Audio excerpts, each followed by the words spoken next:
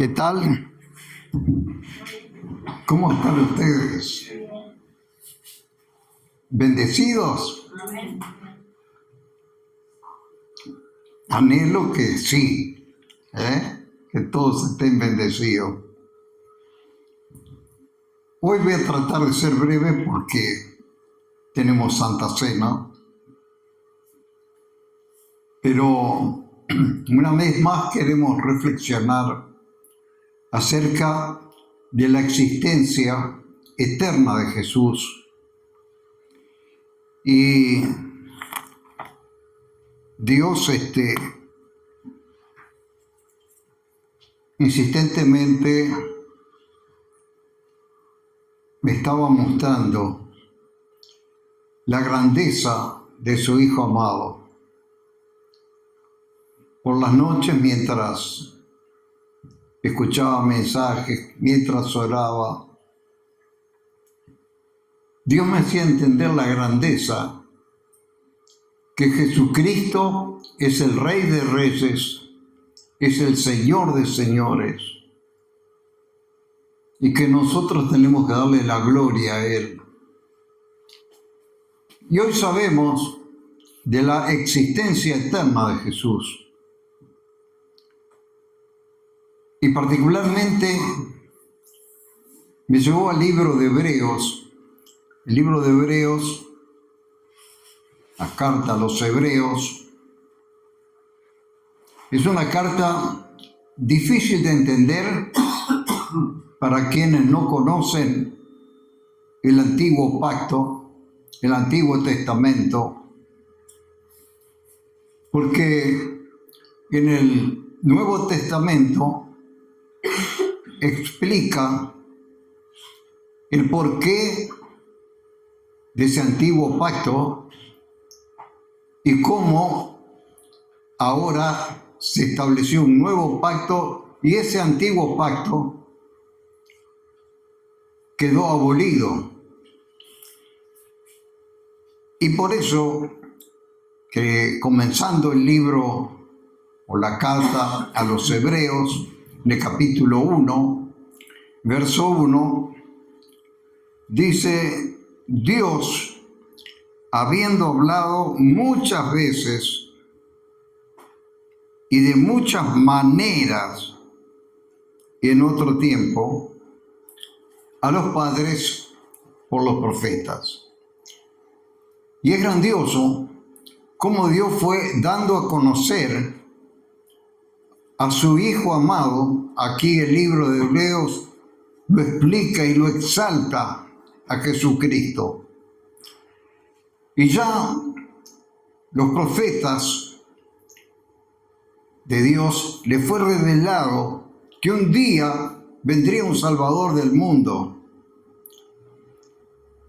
¿Dónde nacería ese profeta? En Belén. Fue profetizado por el profeta Miqueas. También fue profetizado cuándo llegaría ese profeta aquí a la tierra. De modo que el pueblo judío pudiera identificar cuando el ungido de Dios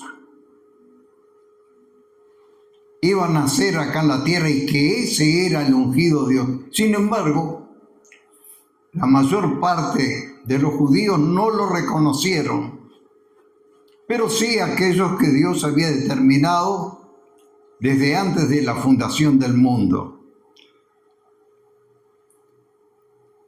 Y por eso dice: en estos postreros tiempos, refiriéndose al tiempo que fue escrita esta carta, estos postreros días nos ha hablado por su Hijo, a quien constituyó heredero en todo, y por quien asimismo hizo el universo.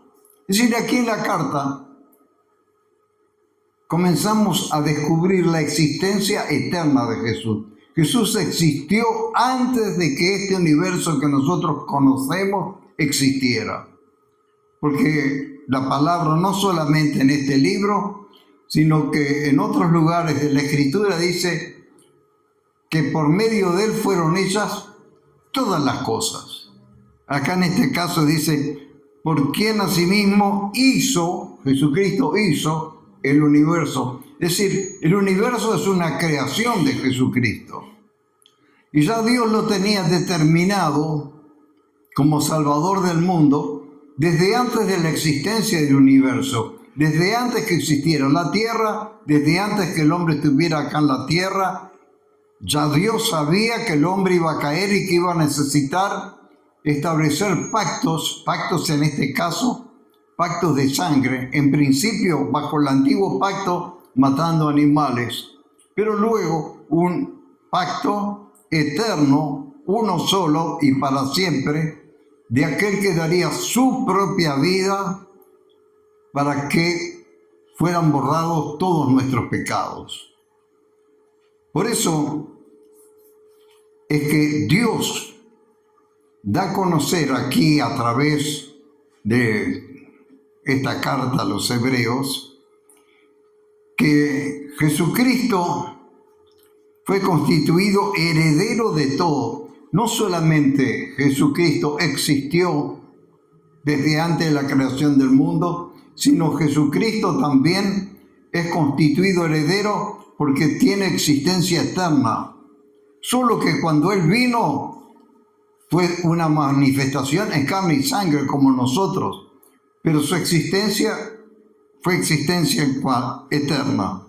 Dice, el cual, siendo el resplandor de su gloria, de algún modo cuando Jesucristo estuvo acá, no fue un profeta cualquiera, de los tantos profetas que muchos hablaron y anticiparon la venida del Mesías, el Cristo, el ungido. Pero dice que Él es el resplandor, la imagen misma de su sustancia. Es decir, cuando Jesús estuvo acá, era una clara manifestación de que era Dios que estaba acá.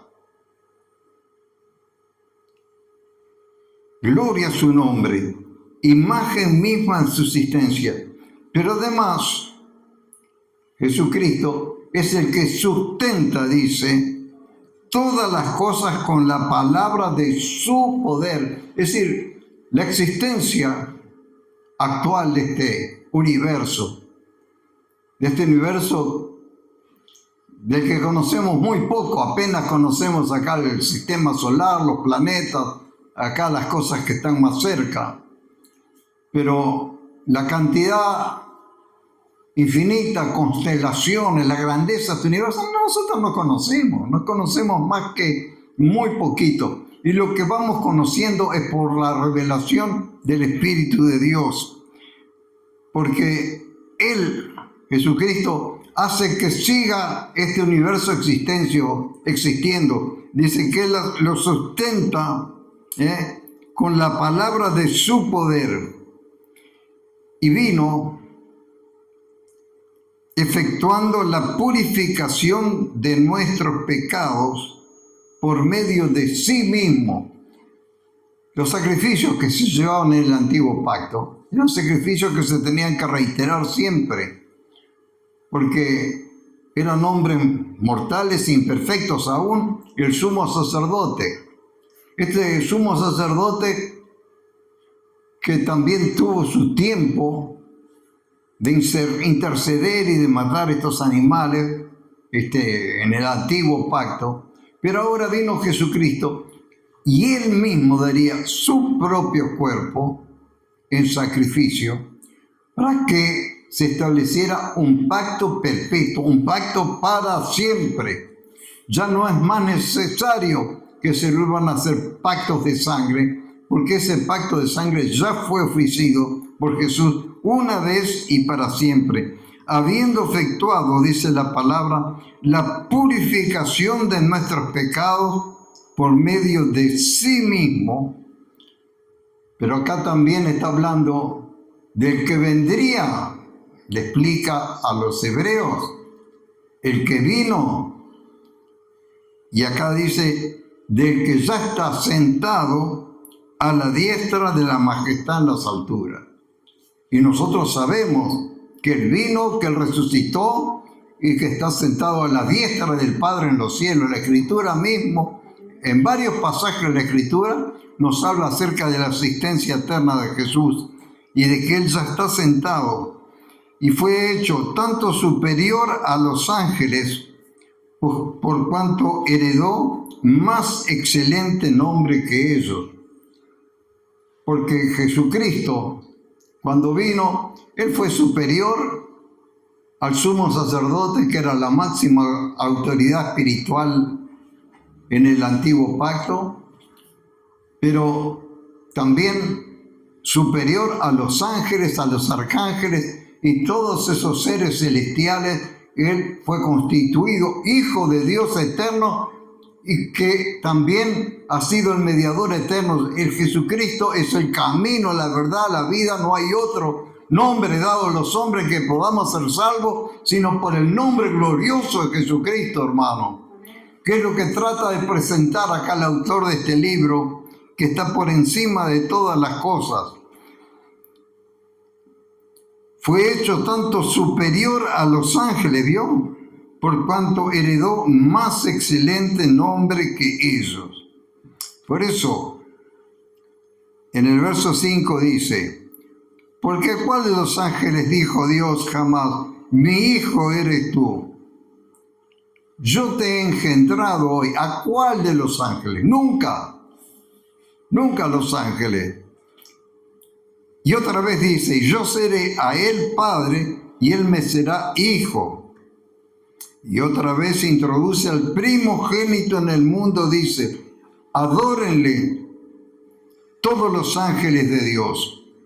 Y ciertamente de los ángeles dice: el que hace a sus ángeles espíritus y a sus ministros llama de fuego. Mas del Hijo dice: tu trono, Dios, por el siglo del siglo, cetro de equidad es el cetro de tu reino, has amado la justicia y aborrecido la maldad, por lo cual te ungió Dios, el Dios tuyo, con óleo de alegría más que a tus compañeros. Gloria al nombre de Jesús. Y finalmente, quiero decir que, como enseña la carta de Apocalipsis, donde especialmente en el capítulo 13 y capítulo 17 de Apocalipsis, donde Dios anuncia proféticamente todos los grandes reinos, los que nosotros conocemos como imperio, que estarían aquí en la tierra. Y particularmente en el capítulo 17 dice que todos esos reinos que están sobre la tierra, finalmente, y yo quiero leer un versículo solamente, esos reinos que no están establecidos por Dios, sino por hombres naturales que se oponen al reino de Dios, pero que un día, al final del tiempo señalado por Dios, aparecería de nuevo el Hijo y aparecería como el Cordero vencedor, Rey de reyes y Señor de señores, con los amados y elegidos. Y dice así el verso 14, 17-14. Y pelearán contra el Cordero, y el Cordero, Jesucristo, lo vencerá. Gloria a Dios, porque Él es el Señor de señores, Rey de reyes, y los que están con Él son llamados, elegidos y fieles. Y después lo vuelvo a reiterar en el capítulo 19, Jesucristo es el Señor. Y yo por eso, en esta forma sencilla de exaltar la obra del Hijo de Dios como Rey de reyes, Señor de señores, escuché esta alabanza, no por ser la alabanza más linda, pero me encantó la letra. Cuando yo de noche escuchaba esta alabanza, y el Espíritu de Dios me tocó. Tanto es así que me levanté y fui a buscar una hoja y una lapicera y anoté la letra de esta alabanza. Y después finalmente, en la mañana siguiente, la traté de pasar a David, a Daniel y a Gina para que pudieran alabar. Aunque hay otra alabanza que tal vez ustedes todos saben: Jesucristo es el Señor. Jesucristo es el Señor. ¿No? Cierto que conocemos a Jesucristo como Señor, pero me gustó esta alabanza porque no solamente lo reconoce como Señor, sino como Rey de Reyes, por encima de todos esos reyes que quedarán cancelados con la presencia de Jesús acá en la tierra, y será el Rey soberano, Rey que gobierna este mundo, Rey de justicia, Rey de paz, donde todas las cosas van a cambiar mediante ese glorioso poder de Jesucristo. Por eso, qué bueno es llegar a reconocer que Jesucristo Él es el Señor, y que debemos darle la gloria a Él en esta reunión. Y hoy especialmente como día de Santa Cena, que por eso este tema daba para seguir adelante, yo quiero ser breve, porque hoy vamos a recordar ese gran sacrificio de Jesucristo, ese sacrificio que claramente está en 1 Corintios, donde se recuerda en este capítulo 11 de la carta a los Corintios el sacrificio de Cristo, el ofrecimiento voluntario de su vida en la cruz, para que a través de su sangre nosotros recibamos el perdón de nuestros pecados para siempre. 1 Corintios capítulo 11.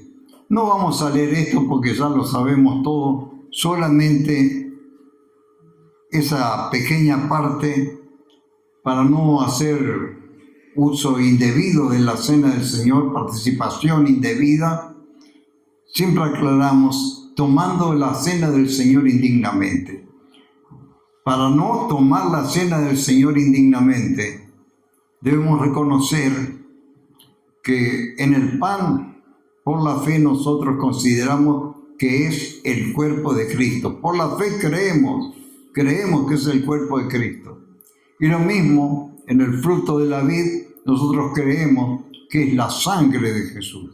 Por eso dice: de manera que comiere de este pan y bebiere de esta copa al Señor indignamente, será culpable del cuerpo y de la sangre del Señor. Tomar indignamente, recibiremos culpa por no tomarlo dignamente. Por eso dice el verso 28, por tanto, pruébese cada uno a sí mismo y coma así del pan y beba de la copa. Muchas veces esto se enseña mal, porque dice pruébese pensando si se está probando en lo concerniente a la conducta. No es así, porque ya sabemos, hermano, que nosotros